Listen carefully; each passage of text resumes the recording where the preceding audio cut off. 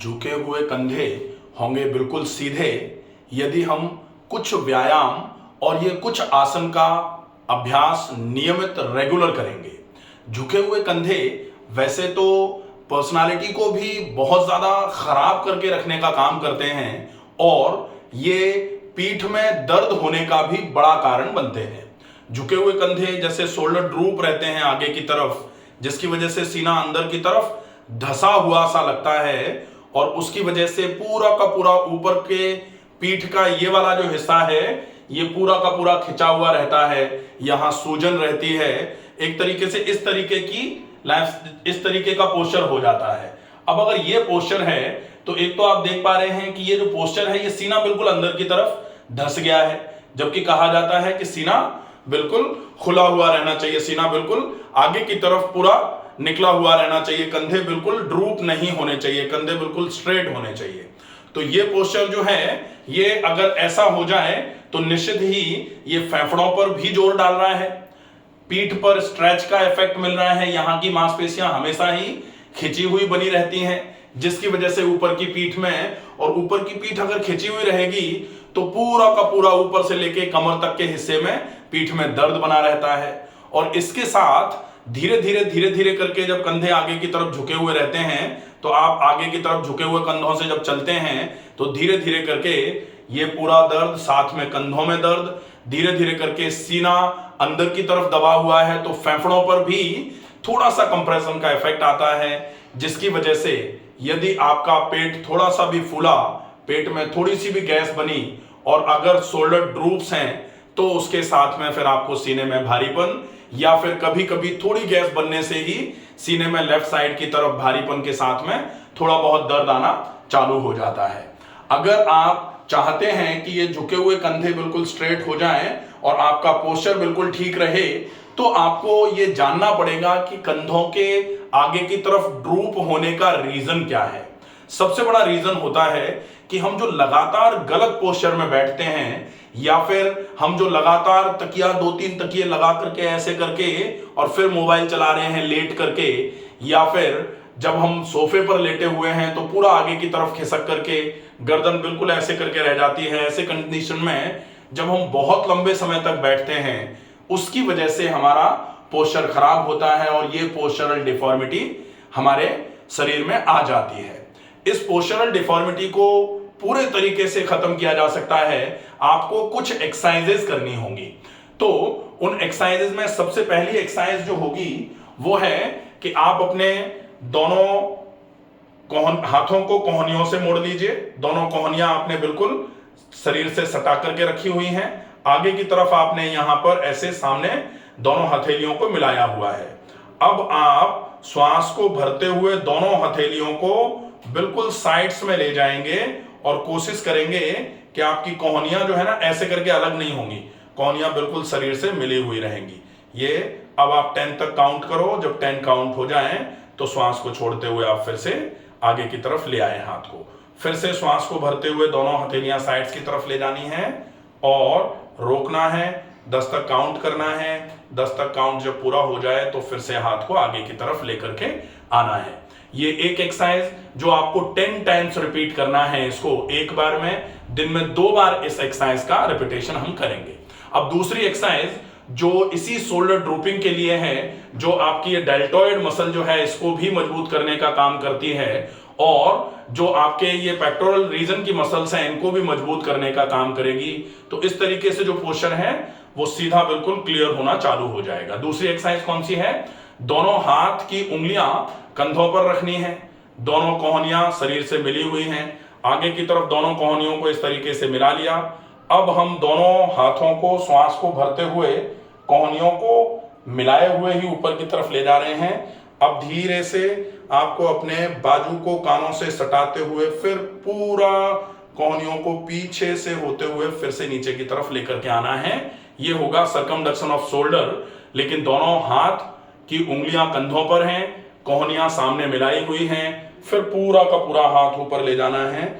जब ऊपर ले जा रहे हैं तो ऐसे नहीं रहेगा, आपके बाजू जो है वो कानों से सटे हुए रहने चाहिए और फिर धीरे से पूरा कोहनियों को पीछे की तरफ ले जाते हुए आप कोहनियों को नीचे लेके आएंगे। फिर से कोहनियां शरीर से लगी हुई रहेंगी और फिर नीचे की तरफ लाके यहां सीने के सामने नीचे की तरफ ही आपको दोनों कोहनियों को मिलाना है और फिर इस तरीके से आप इस रोटेशन को धीरे धीरे करेंगे, बहुत धीरे धीरे। ये रोटेशन आपको एक बार में 10 बार करना है क्लॉकवाइज और फिर 10 बार करेंगे इसको एंटी क्लॉकवाइज, दोनों तरफ से इस तरीके से एंटी क्लॉकवाइज भी इस रोटेशन को आपको करना है। तो ये तो हो जाएंगी 2 एक्सरसाइजेस जो बहुत इफेक्टिवली आपके ये शोल्डर ड्रूपिंग का जो केस है उसमें आपकी बहुत अच्छे तरीके से मदद करेंगी। इसके साथ में ये जो एक्सरसाइज है ये वाली, ये एक्सरसाइज आपके सीने को पूरे तरीके से, जो फेफड़े हैं उनको पूरे तरीके से फैलने का मौका मिलेगा। जब हाथ ऊपर आप ले जा रहे हो, पीछे की तरफ लेके आ रहे हो, तो जो कंधे हैं वो तो पीछे की तरफ जा ही रहे हैं, साथ में आपका जो रिब केज है वो प्रॉपर तरीके से रिलैक्स हो जाएगा। रिब केज का रिलैक्सेशन जो है वो फेफड़ों को प्रॉपर तरीके से फैलने के लिए पूरा स्पेस देगा। बहुत इफेक्टिव तरीका है, बहुत अच्छी एक्सरसाइज है। ये दोनों एक्सरसाइजेस करने के बाद अब हम देखेंगे कुछ आसनों का अभ्यास हमेशा व्यायाम करने के, लूजनिंग एक्सरसाइजेस करने के बाद किया जाता है। तो पहले ये एक्सरसाइज होंगी। दूसरे नंबर पर आसन में पहला आसन जो सामान्य तौर पर आप खड़े रह के ही कर सकते हैं, सबसे पहला आसन है ताड़ासन। ताड़ासन के लिए क्या होगा, दोनों हाथ आप फ्रंट थाइस पर रखते हो, श्वास को भरते हुए दोनों हाथों को आप उठाओगे और धीरे धीरे करके दोनों हाथों को आपने उठा लिया। अब दोनों बाजू जो हैं वो कानों से लगे हुए रहेंगे और आपको पूरे हाथों को पूरा ऊपर की तरफ इस तरीके से खींचना है, खींच के रखना है। आप देखें मूवमेंट्स को, धीरे से नीचे लेके आए, ठीक है। ये कंधे नीचे आ गए। अब श्वास को भरा, कंधों को पूरा ऊपर की तरफ खींचा, खींच के रखा, 10 तक गिना। जब 10 पूरा हो जाए तो फिर धीरे से कंधों को नीचे लेके आ गए। फिर से श्वास को भरा, पूरा ऊपर खींचा, पूरा ऊपर खींच के रखा, 10 तक गिना। जब 10 पूरा हो जाए तो फिर कंधों को नीचे की तरफ लेके आए। ये एक्सरसाइज है जो ताड़ासन में ही आपको करनी है।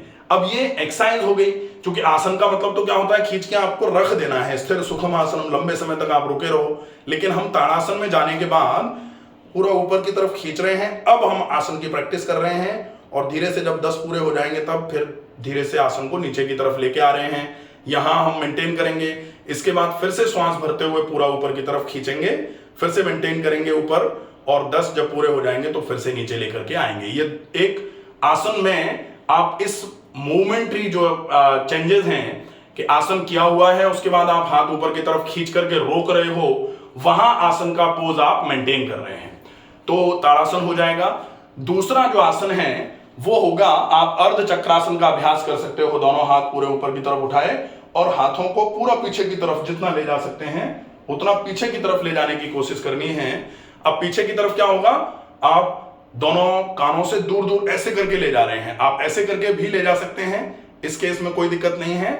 और दोनों जो बाजू है वो कानों से लगे हुए रहें, तब आप पीछे की तरफ इस तरीके से ले जाएं, वो भी ठीक है। दोनों तरफ से आप ये वाला आसन कर सकते हैं। इसको बोला जाता है अर्ध चक्रासन, जो स्टैंडिंग सीरीज का ही आसन है। अब आप जो सुपाइन सीरीज के होते हैं, जो सीधे लेट के करने वाले आसन होते हैं, उसमें एक मत्स्यासन होता है। सीधे लेट गए, बिल्कुल सीधे लेटे हुए हैं, दोनों पैर सामने हैं। अब आप गर्दन को पूरा ऐसे करके होल्ड करेंगे। क्राउन ऑफ हेड जो है ये नीचे की तरफ आप लगा देंगे। तो आप देख रहे हैं ये स्ट्रेच जो आता है, इससे भी कंधे धीरे धीरे करके पीछे की तरफ जाना चालू होते हैं। तो आगे जो झुक गए हैं वो पीछे की तरफ जाना चालू हो जाते हैं। पेट के बल लेट के करने वाला एक आसन है, आसन का नाम है भुजंगासन। भुजंगासन बाय डॉक्टर रमाकांत शर्मा आसन को आप देख सकते हैं बहुत अच्छे तरीके से। वो बहुत अच्छा हेल्प करेगा आपके इस शोल्डर ड्रूपिंग के केस में।